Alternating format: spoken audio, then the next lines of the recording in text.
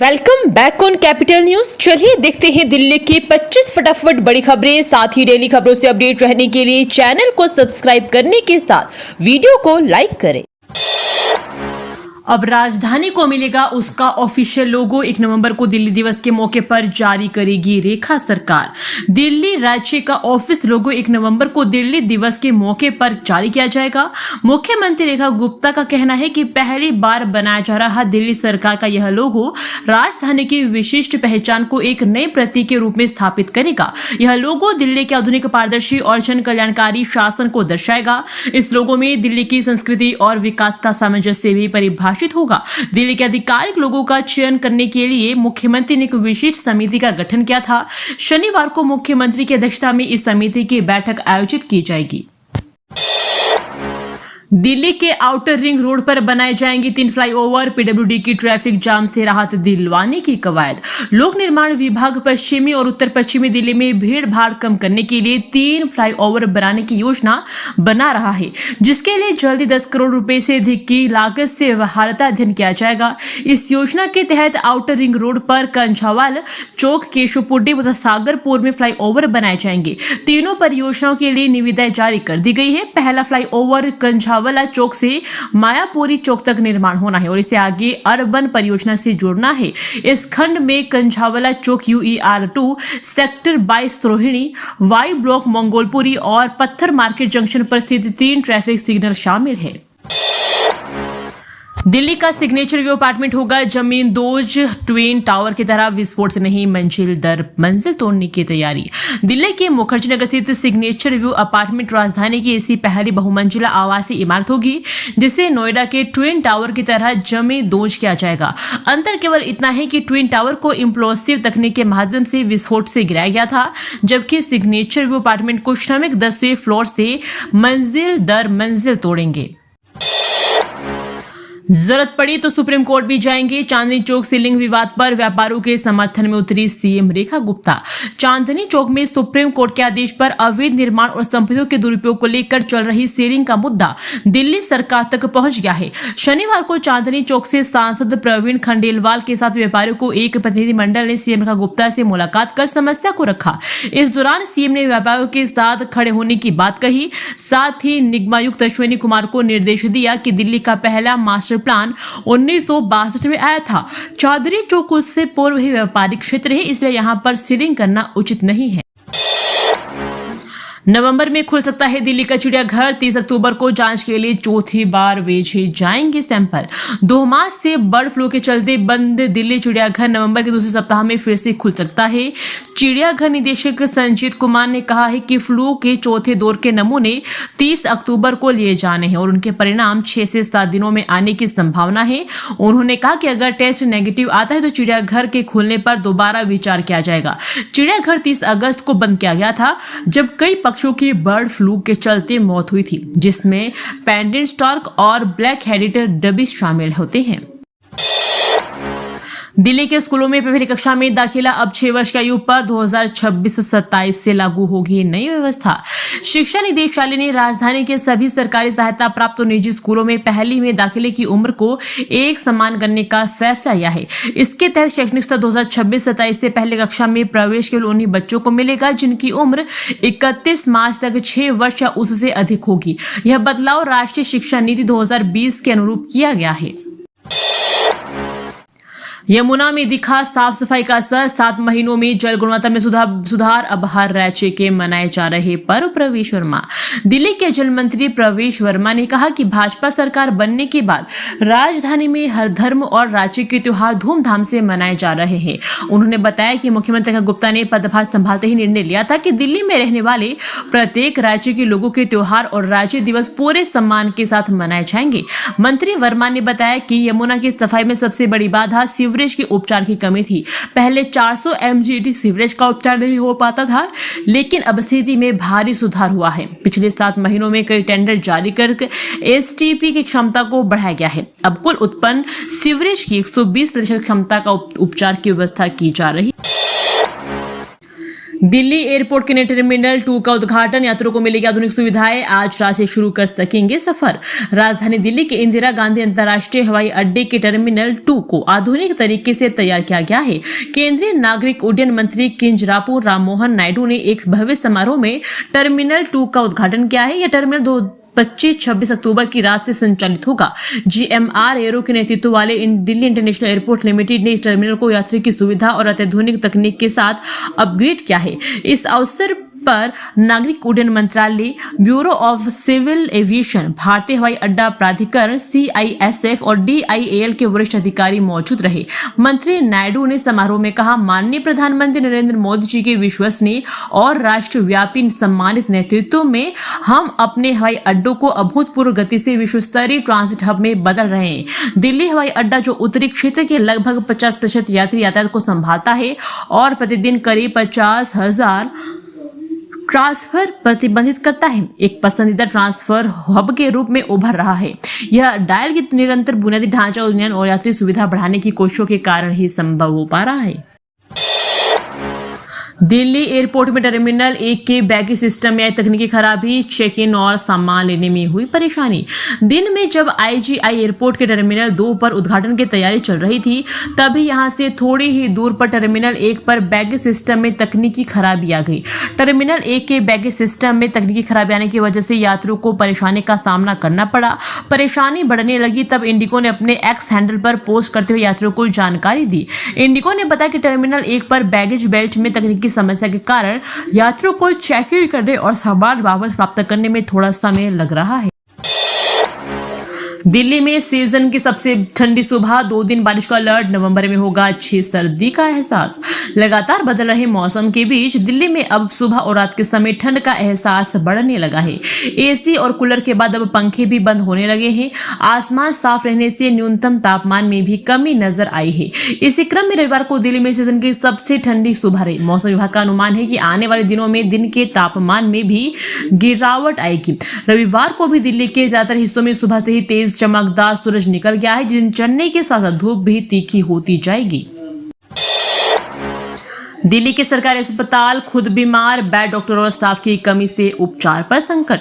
बड़े बुजुर्ग कह गए कि स्वस्थ शरीर में ही स्वस्थ मस्तिष्क का निर्माण होता है, पर राष्ट्रीय राजधानी के स्वास्थ्य रक्षा की जिम्मेदारी निभाने वाली स्वास्थ्य सेवाएं जब स्वयं बीमार हो तो प्रश्न उठाना स्वाभाविक है।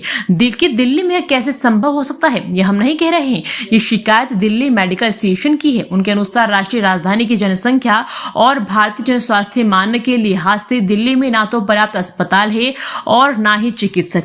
इतना ही नहीं, दिल्ली के अस्पतालों में पैरा मेडिकल स्टाफ के साथ साथ अस्पतालों में मानक के हिसाब से बेड भी नहीं है। यह स्थिति दिल्ली की जनसंख्या के मानक अनुसार है, जबकि दिल्ली में प्रतिदिन 1 लाख से अधिक मरीज दूसरे राज्यों से आते हैं। इन स्थितियों में चिकित्सकों सहित अन्य स्टाफ पर काम अतिरिक्त बोझ पड़ रहा है। दिल्ली में सांसों पर संकट बरकरार, आनंद विहार में AQI 400 के पार, जानिए NCR का हाल। राजधानी दिल्ली सहित NCR में सांसों पर संकट थमने का नाम नहीं ले रहा है। रविवार को भी वायु गुणवत्ता बेहद खराब श्रेणी में बरकरार है। केंद्रीय प्रदूषण नियंत्रण बोर्ड के अनुसार रविवार सुबह 7 बजे दिल्ली का औसत AQI एक बहुत खराब श्रेणी में 322 दर्ज किया गया। इंडिया गेट और आसपास के इलाकों में AQI 325 दर्ज किया गया, जो हवा की बेहद खराब श्रेणी में आता है। वहीं लोधी रोड के आसपास AQI 227 दर्ज किया गया है। AQI पर काबू पाने के लिए सड़कों और पेड़ों पर पानी का छिड़काव किया जा रहा है। इससे पहले शनिवार को 16 निगरानी केंद्रों में AQI बहुत खराब श्रेणी 300 से ऊपर में दर्ज किया गया था। GB पंत अस्पताल में अमानवीय कार्य घंटों के मामले में होगी इंक्वायरी, जांच समिति की गई गठित। GB पंत अस्पताल में अमानवीय कार्य घंटों और कार्डियोलॉजी विभाग के वरिष्ठ रेजिडेंट डॉक्टर अमित कुमार के हालिया त्यागपत्र और इसे लेकर उनकी पत्नी के उत्पीड़न संबंधी पत्र के बाद अस्पताल प्रशासन ने 6 सदस्यीय जांच समिति गठित की है। यह निर्णय अस्पताल के medical director doctor MA Gilani के नेतृत्व में शनिवार को हुई बैठक में लिया गया। इसके बाद जांच के आदेश भी जारी कर दिए गए हैं। जांच समिति की अध्यक्षता डॉक्टर संजीव सचदेवा ने करें। समिति में डॉक्टर PS विश्वास, डॉक्टर हरप्रीत M मिन्हास और डॉक्टर नीरा चौधरी, डॉक्टर गौरव शर्मा और डॉक्टर भानु तेजा शामिल हैं। गुरु तेग बहादुर के 350वें शहीदी दिवस पर दिल्ली में कीर्तन दरबार का आयोजन सीएम भगवंत मान और अरविंद केजरीवाल ने टेका माथा। पंजाब सरकार ने श्री गुरु तेग बहादुर साहिब जी के 350वें शहीदी दिवस पर दिल्ली के गुरुद्वारा श्री रकाबगंज साहिब में भव्य कीर्तन दरबार आयोजित किया। अरविंद केजरीवाल और भगवंत मान ने गुरु साहिब के अद्वितीय बलिदान को याद किया, जिन्होंने सत्य, धर्म और मानवता की रक्षा के लिए अपना जीवन न्यौछावर कर दिया। पंजाब सरकार 1 महीने तक राज्य भर में कार्यक्रम आयोजित करेगी, जिसमें गुरु साहिब के चरणों से पवित्र हुए स्थानों पर समागम, कीर्तन और उनकी शिक्षाओं का प्रचार शामिल है। यह आयोजन गुरु साहिब के शहादत को नमन करने और उनकी प्रेरणा को जन जन तक पहुंचाने के लिए है। जब जीएसटी दर घटाई जा सकती है तो दिव्यांगों को रियायत क्यों नहीं दी? दिल्ली एसपी ने केंद्र सरकार से मांगा जवाब। दिल्ली हाईकोर्ट ने हाल ही में दिव्यांगजनों द्वारा खरीदे जाने वाले वाहनों पर जीएसटी रियायत खत्म करने के केंद्र सरकार के फैसले पर सवाल उठाया है। मुख्य न्यायमूर्ति डीके उपाध्याय और न्यायमूर्ति तुषार राव की पीठ ने केंद्र सरकार के स्थायी वकील को इस संबंध में निर्देश देकर 17 दिसंबर तक जवाब दाखिल करने को कहा है। यह मामला all India confederation of the blind द्वारा दायर याचिका पर सुनवाई के दौरान सामने आया। याचिका में केंद्र सरकार की उस सूचना को चुनौती दी गई है जिसके तहत वाहनों पर जीएसटी दर 28% से घटाकर 18% की गई है, लेकिन दिव्यांगजनों के लिए कोई विशेष रियायत नहीं रखी गई।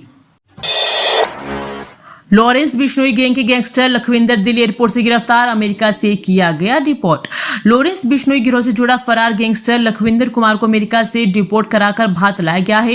केंद्रीय जांच ब्यूरो के साथ की गई इस कार्रवाई में लखविंदर कुमार को शनिवार को दिल्ली के इंदिरा गांधी अंतर्राष्ट्रीय हवाई अड्डे पर उतारते ही हरियाणा पुलिस ने गिरफ्तार कर लिया। सीबीआई के प्रवक्ता के अनुसार लखविंदर कुमार के खिलाफ इंटरपोल का रेड नोटिस जारी किया गया था। वे हरियाणा पुलिस को कई आपराधिक मामलों में वांछित था, जिनमें रंगदारी, धमकाने, अवैध हथियार रखने और हत्या के प्रयास जैसे गंभीर मामले शामिल हैं। चिराग दिल्ली में जांच मंजिला इमारत में दरार आने से मचा हड़कंप, आसपास के घरों को कराया गया खाली। मालवीय नगर थाना क्षेत्र स्थित चिराग दिल्ली में शनिवार रात एक 5 मंजिला भवन में दरार आ गई। मौके पर अफरा तफरी की सूचना पुलिस को दी गई और भवन में रहने वाले सभी परिवारों को सुरक्षित बाहर निकाला गया। दक्षिण जिला पुलिस उपायुक्त अंकित चौहान ने बताया कि शाम 7:15 बजे चिराग दिल्ली के मकान संख्या 95-2A में आई दरारों की सूचना मिली। सूचना मिलते ही स्थानीय पुलिस मौके पर पहुंची और एहतियात के तौर पर संबंधित घर और आसपास के घरों में सभी निवासियों को पहले ही बाहर निकाला गया।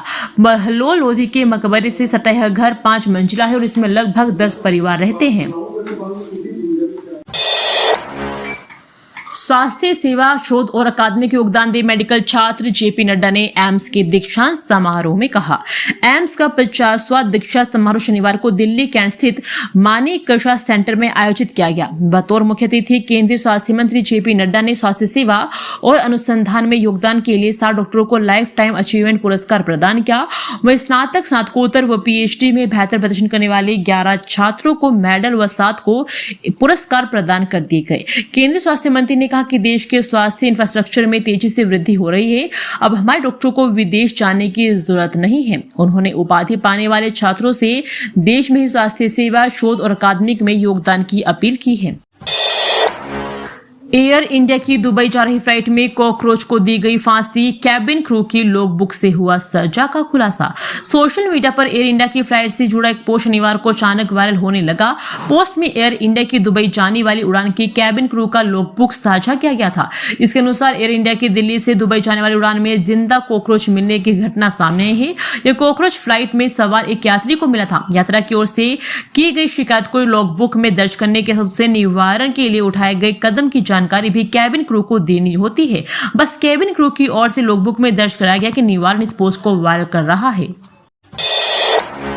अंडरगारमेंट में छिपा रहे थे सोने से 6 बिस्किट, आईजी एयरपोर्ट पर पकड़ी गई यांगून से आई महिला। आईजी एयरपोर्ट पर सोने की तस्करी का मामला सामने आया है। मामला शुक्रवार का है। शुक्रवार को उड़ान संख्या 8M620 से यांगून से एक महिला यात्री टर्मिनल 3 पर उतरी। इमिग्रेशन क्लियरेंस के बाद महिला यात्री जब ग्रीन चैनल पर कर रही थी तब उसके हाव भाव पर अधिकारियों को संदेह हुआ। इसके बाद उसे रोका गया। पूछताछ में संतोषजनक उत्तर नहीं मिलने पर उसकी व्यक्तिगत तलाशी ली गई। इस दौरान महिला यात्री के अंडरगारमेंट में छिपाकर रखे गए 997.5 ग्राम वजन के सोने के 6 बिस्किट बरामद किए गए। जलवायु परिवर्तन अब पर्यावरण से ही नहीं अर्थव्यवस्था से भी जुड़ा विषय है। डॉक्टर अरुणाभ घोष। बिहार चुनाव और टैरिफ को लेकर मची बवाल के बीच जलवायु परिवर्तन पर मंथन शुरू होने जा रहा है। 10 से 21 नवंबर के बीच ब्राजील में होने वाले 30वें संयुक्त राष्ट्र जलवायु सम्मेलन COP3 में भागीदारी इसलिए अहम है क्योंकि भारत दुनिया के शीर्ष 10 शहरों में शामिल है जिन पर सबसे ज्यादा असर पड़ा है। आंकड़ों पर गौर करें तो जलवायु परिवर्तन की वजह से बीते 20 साल में $80 बिलियन का नुकसान हो चुका है। तभी तो council on energy environment and water के CEO डॉक्टर अरुणाभ घोष कहते हैं कि जलवायु अर्थव्यवस्था है। यही नहीं, तथ्यों और आंकड़ों के जरिए इसे साबित भी करते हैं। सिगरेट न देना पड़ गया महंगा, इनकार से गुस्साए नाबालिग का 2 युवकों पर चाकू से जानलेवा हमला। सिगरेट नहीं देने पर एक नाबालिग ने 2 युवकों पर चाकू से हमला कर उन्हें घायल कर दिया। दोनों घायलों को तुरंत बाबू जगजीवन राम अस्पताल ले जाया गया, जहां प्राथमिक उपचार के बाद डॉक्टरों ने उन्हें बेहतर इलाज के लिए RML अस्पताल रेफर कर दिया। फिलहाल दोनों की हालत खतरे से बाहर बताई जा रही है। इस पूरे मामले में पीड़ितों और प्रत्यक्षदर्शियों के बयान के आधार पर आदर्श नगर थाना पुलिस ने संबद्ध धाराओं में मामला दर्ज कर आरोपी का पता लगा रही है। घायलों की पहचान हरवंश और शिवम के रूप में हुई है। दिल्ली में मेट्रो फीडर बस ने तोड़ मोड़ मारी, जबरदस्त टक्कर, बिना हेलमेट जा रहे बाइक सवार की दर्दनाक मौत। ब्रजपुर रोड पर शनिवार सुबह मेट्रो की फीडर बस ने एक बाइक को टक्कर मार दी। हादसे में बाइक सवार की मौत हो गई। हादसे के बाद चालक फरार हो गया है। बाइक सवार ने हेलमेट नहीं पहना हुआ था। मृतक की पहचान असगर अली के रूप में हुई है और दयालपुर थाना ने लापरवाही से वाहन चलाने समेत कई धाराओं में केस दर्ज किया है। बस व बाइक को पुलिस ने जब्त कर लिया है। असगर अली अपने परिवार के साथ मुस्तफाबाद में रहते थे और वो पेशे से कारपेंटर थे। ठेका लेकर काम करते थे। परिवार ने बताया कि घोंडा में उनका काम चल रहा था। वे शनिवार सुबह नाश्ता करके 8:30 बजे बाइक से इलाके के काम के लिए निकले थे। दिल्ली में बिना रजिस्ट्रेशन चल रही कंस्ट्रक्शन साइट्स पर कार्रवाई का आदेश, प्रदूषण नियंत्रण को लेकर फैसला। दिल्ली सरकार ने राजधानी की वायु गुणवत्ता सुधार के लिए सख्त कदम उठाने की बात कही है। इसी क्रम में पर्यावरण मंत्री मनजिंदर सिंह सिरसा ने दिल्ली प्रदूषण नियंत्रण समिति के कार्यालय का दौरा कर वरिष्ठ अधिकारियों, फील्ड अफसरों और इंजीनियर्स के साथ समीक्षा बैठक की, जिसमें निर्माण गतिविधियों से उत्पन्न धूल प्रदूषण की निगरानी और कार्रवाई की प्रगति पर विस्तृत चर्चा भी हुई। बैठक में अधिकारियों ने बताया कि 33 फील्ड टीमों द्वारा अब तक 185 निर्माण स्थलों का निरीक्षण किया जा चुका है और 30 अक्टूबर तक 500 से अधिक साइटों की जांच का लक्ष्य निर्धारित है। जिन स्थलों ने अभी तक पोर्टल पर पंजीकरण नहीं करवाया है, उन्हें नोटिस जारी कर तत्काल काम रोकने और पंजीकरण कराने के निर्देश भी दिए गए हैं। पीतमपुर एक्सीडेंट में नया खुलासा, 120 की रफ्तार में कंटेनर से टकराई थी फॉर्च्यूनर, आग लगने की सुलझी गुत्थी। रानी बाग थाना क्षेत्र के पीतमपुरा में बुधवार की देर रात सड़क हादसे में 2 चचेरे भाइयों की जिंदा जलने से हुई मौत के मामले में पुलिस को चौंकाने वाली जानकारी मिली है। जांच के दौरान पता चला कि फॉर्च्यूनर करीब 120-130 किलोमीटर प्रति घंटा की रफ्तार में थी। टक्कर लगने के बाद कंटेनर चालक भागा नहीं बल्कि नीचे उतरकर युवकों को कार से बाहर निकालने की कोशिश की, लेकिन चाहकर भी दोनों युवकों को नहीं निकाल पाया। पुलिस को सूचित करने के बाद चालक ने फॉर्च्यूनर को कंटेनर से अलग करने के लिए कंटेनर को कुछ मीटर आगे बढ़ाया तो कार में अचानक आग लग गई और कंटेनर का पीछे का हिस्सा भी आग की चपेट में आ गया। यानी हादसे के बाद फॉर्च्यूनर में आग लगी। और एक पुलिस अधिकारी ने बताया कि इस मामले में FSL टीम ने घटनास्थल से लेकर फॉर्च्यूनर व कंटेनर की बारीकी से जांच कर कई साक्ष्य जुटाए हैं, जो जल्द ही इसकी रिपोर्ट पुलिस अधिकारी को सौंपेंगे। दोस्तों, वीडियो पसंद आया तो वीडियो को लाइक एवं चैनल को सब्सक्राइब कीजिए और कमेंट करके बताइए कि आप दिल्ली के किस जगह से इस वीडियो को देख रहे हैं। जय हिंद, वंदे मातरम।